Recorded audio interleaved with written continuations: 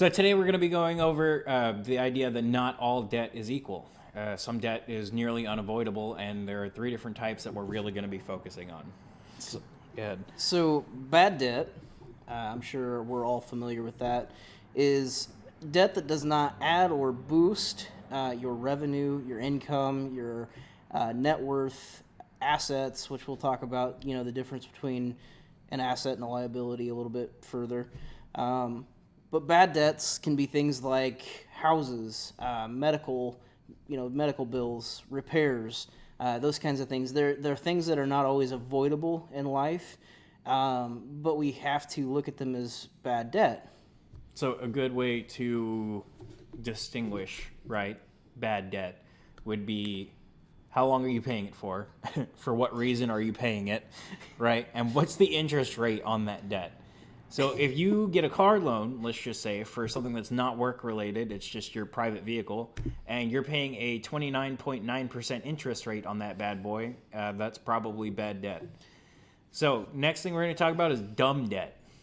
So dumb debt is debt that we make a conscious decision to undertake for depreciating liabilities that basically they just do nothing additional for us. They don't contribute to our assets, our net worth. They don't contribute to our income. All they really do is take money from us. And the big distinction here between bad debt and dumb debt, right? You chose to get into that debt. It's not a medical emergency. This isn't random open heart surgery that needs to happen. This is that Lambo. Yeah.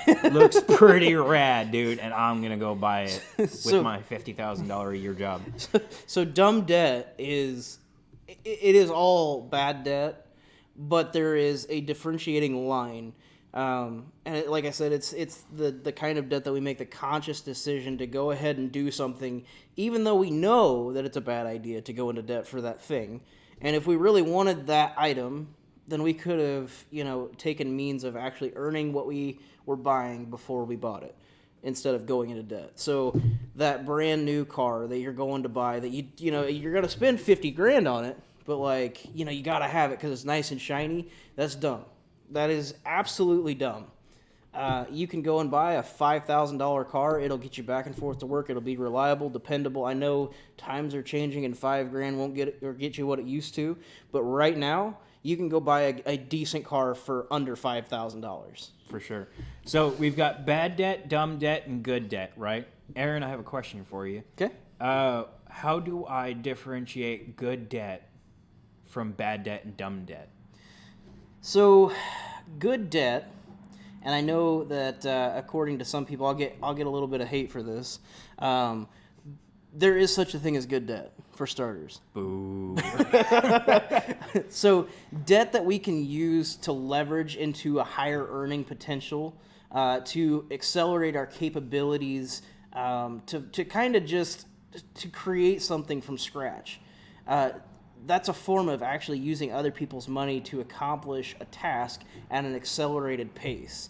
And so because you have the capability of increasing your assets and increasing your net worth, it makes it good debt.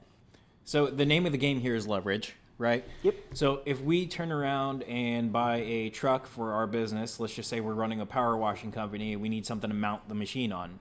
Then buying a truck at that point, even though it is technically considered dumb debt normally if it's for a private vehicle, if it's for a company that you're building, then that's considered an investment and then therefore smart debt, right? So when we think about the difference between good debt, bad debt, dumb debt, right? Good debt boosts net worth. Bad debt, right, doesn't boost net worth, but we can't do anything about it but take it on. And then dumb debt is stuff that, we kind of buy as like status symbols. Yeah. Right? If you buy your new PlayStation 5 on credit and you do not make the money, I should caveat this, and you do not make the money to pay that off, that's a dumb buy. That's dumb debt. Absolutely. Yeah. I'm not one to carry video games. I'm not one to go out and purchase them. I know it's okay for people to use those for entertainment methods.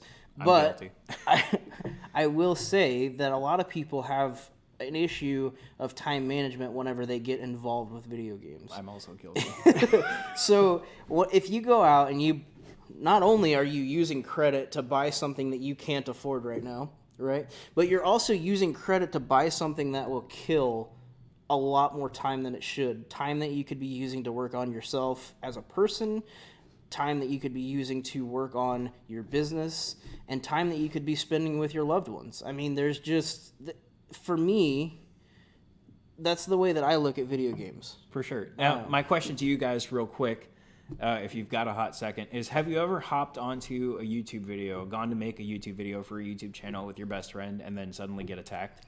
If you've been irresponsibly assaulted like this, call 911-775. No, but in all seriousness, we need to be better about managing our finances, especially once we get into being an entrepreneur, because if we get into a bunch of bad debt and dumb debt early on in order to kind of get our project started, and then we don't do anything with those assets,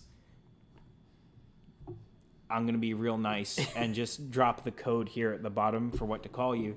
It's called an ID10T. I don't know if you've ever heard of them. They're the kind of person that removes the 710 cap whenever they need to check their oil. They'll also take exhaust samples for you if you send them in the right direction. So just while we have a second here, as long as that's okay, I'd like to throw it out there that I have experience with building businesses. Okay, so just to put it out on the table, I had a contracting company. I'm not going to go into valuation, but it was really good, especially for how young I was. Right. When I started that, How old were you? when I started my contracting company, Yeah. I was 17 years old. He was 17. So I wasn't legal till I was 18, but I was 17 years old. The feds need to look away for a second. So I started my company by buying a $400 pickup truck. Okay, I'm not that old right now. You know, that was 10 years ago. Right. So I bought a $400 truck, and it got me from A to B. It did everything that I needed it to do. It wasn't fancy. It wasn't pretty. It didn't sound the best. What kind of truck was it? It was a 1990 Chevy Silverado. Oh boy. Yeah, There's a Silverado for everybody, man. So it was one of them that had. It was one of the older ones that had the rollover odometer on it. You know. Right. And so it said that it had 90,000 miles on it. But here's my problem. I know that thing had more than 90,000 on it. It was like 120,000, 179. Well, that's the other part of this. So they would roll over at after 399. Yeah. 399,000 miles, it would roll back over. To zero? Yeah. I think I have like 600,000 miles on it, bro. You already know. 700,000, no worries. So what I'm trying to get at here is you can take the little things and you can be modest in what you're using. You don't have to have the latest and greatest everything to go out and do a job and be successful. And from that 1990 Silverado, I was able to build my business to the point to where I could bring other people in and create income for them and create more time for myself. And so I don't do that anymore. I had to step away from that whole situation. I had a death in the family, and But at any rate, what I'm saying is you don't have to go out and go into debt to start a business, especially one that you don't know how it's going to go. You might have a job or two lined up like I did. Like my first job as a contractor, there was a little old lady that wanted me to go cut up a fallen down tree. So this was like, she agreed to pay me $750 to do this. Whew. And so I took my deposit, which was $550, and I took half of that over to this guy that had this truck for $400, and I said, hey, this is what I have right now, but I'll be getting another lump sum of cash. Can I go ahead and take the truck if I give you this cash? I know not every person out there is going to trust you, but the fact that he said yes gave me the ability to start my business right then and there. I didn't go out and get, illegal filing or anything to do a couple odd jobs. Should I have? Probably. Probably. But that's all right. But you live and you learn. Again, so when we show you that cool little pretty clip at the end of the video, and it says evolve, execute, and earn. At that point, Aaron was evolving, right? Yeah. Executed the first job, and then he started earning what he was worth. Yep. So that's going to be it for this episode of Cash Mouth. Thank you guys so much for stopping by. If you like this video, smash the like button, leave us a comment, and subscribe to the channel. Okay? Until next time, remember to do the thing.